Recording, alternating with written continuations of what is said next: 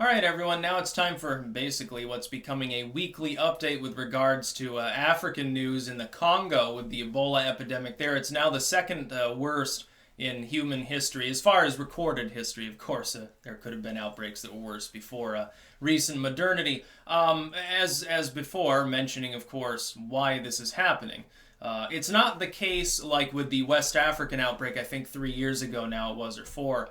In that outbreak, the reason it became so large, the reason Ebola spread further is partially related to funerary practices. Very hands-on, a person dies, regardless of what they've died of, they bathe the body ritualistically. There's a lot of hands-on contact. That's, in the case of Ebola, an easy way to spread disease. You don't have that problem here in the Congo.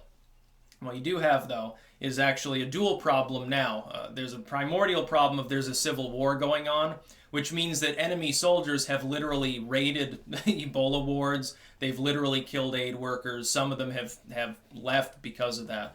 The international effort to clamp down on the situation is problematic because it's difficult to operate in a military and a medical capacity at the same time. And not risk the workers and indeed the soldiers that are honestly there. They've tried to protect the aid workers. It's difficult because you'll have a group of soldiers, they see the medical truck, it's got an Ebola patient in it. They don't know it, they're just trying to hijack the truck to use it, armor it and use it as a vehicle, or to sell it, to get money for weapons or whatever. They don't even realize it's completely contaminated with Ebola. They should have a high-level hazmat suit on to get within 10 feet of it. Unfortunately, not aware of that fact. So now it's several hundred more people have been confirmed infected than the last update, which was literally just, I think, a week and a half ago. So it's quite bad. But you now have a second compounding problem. There's a malaria epidemic going on. That is because of the lack of treatment available. Normally, malaria, if a person gets it, if they're in the West, they go on vacation, they get malaria, they come back. Typically, we can get them medication so that they're going to be probably asymptomatic. It tends not to become chronic. That's not a very common thing, although it can happen. Sometimes if you get malaria, it's possible for it to stay in your system for years and you can have recurrent outbreaks. It can actually kill you 2-3 years later. It's actually possible. You now have a malaria outbreak, though, because anti-malarial drugs, they're not going to be widely available in an Ebola fucking civil war zone. It's becoming a little bit of a problem. You've also got the normal problems attending any war zone, cholera and other exotic diseases. You're talking about an area that's extremely moist and tropical, relatively little infrastructure. The fact that it's underdeveloped in some respects is good because there aren't as many population centers that are densely populated to get infected. But at the same time, in some village, they have a couple Ebola patients crop up. How are you going to get there? The road could be washed out. It could be occupied by rebels. It could be the only way in or out of a zone without literally going off-roading.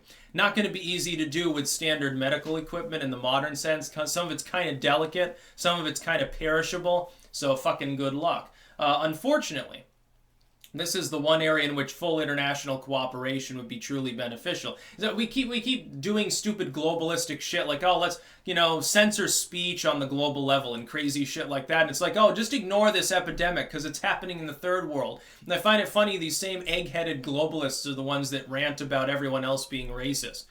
Sit by Janjaweed rebels in Darfur 10 years ago. Fuck them. Who cares? 250,000 people dead.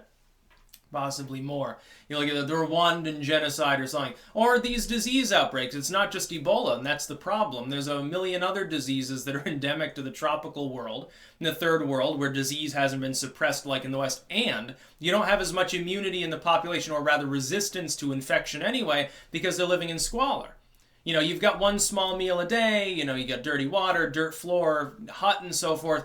Your resistance to being infected by disease is generally going to be less in many respects than somebody who is getting proper nutrition. They've got access to clean water. They've got access to preventative care, definitely, and an environment that is generally cleaner and more disease-free, at least for certain kinds. Of course, hospitals are breeding grounds for flu and other shit like that anyway. If you get sick and you don't think it's something that's going to kill you, probably it's dumb to go to the hospital at this point.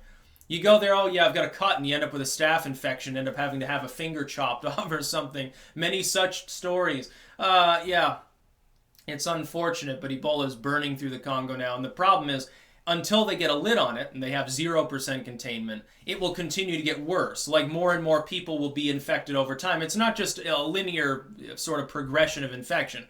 It's not, well, 50 people this week died, 50 people next week will die, and it'll keep up till we seal off the area and quarantine and treat people. It's more like 50 people died this week, 100 people die next week, 1,000 people could die next month, and it's 0% contained. You have enough density to keep the disease going, but you have nothing preventing it from spreading.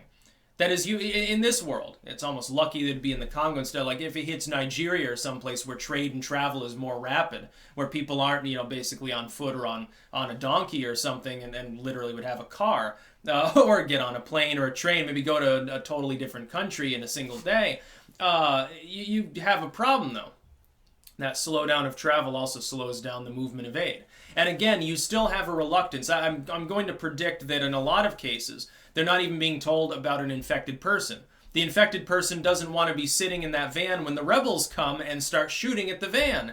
So they're like, hey, I'm just going to take my chances with the local shaman or something. And it almost, in some cases, for some of these people, if they're right in the middle of a civil war zone, yeah, maybe it's not the worst decision from a self-preservation standpoint. Probably infects other people, but as far as them, might be more survivable. Now, they're talking about using basically witch doctoring anyway to try to treat Ebola. Look at all the weird serums that they're trying to make in modern pharmaceutical settings. They deploy them in an experimental scale, and they say, well, the death rate wasn't 50%, it was 49%. This might be significant. That's basically what we've been reduced to in fighting disease. It's actually strange. So yeah, hundreds of people are dead, were infected. It's going to keep going. There's no reason to believe that it's going to slow down. It'll probably pick up, if anything else. For some time, it could end up being the worst Ebola epidemic. Again, for the first few months of the West African epidemic years ago, it was, they thought they would be able to contain it. It was, 12 people got infected today, Ultimately, we can seal off the area. It escaped containment completely, ended up in 3 different countries, killed at least, I hate to say this, the death toll that they estimate is totally low. It's at least 25,000, 30,000 died during that outbreak. You didn't know about most of the infections and deaths towards the end. It burned itself out because a non-lethal variant that was largely asymptomatic started spreading around and inoculating the local communities where the disease had been.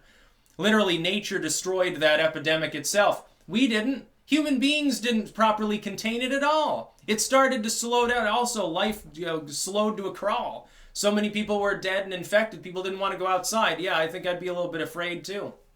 It's like, hey, I could go out for supplies. Could go out for, I need my fucking liquor or whatever. Yeah, I'll wait till next week. It's time to get sober anyway.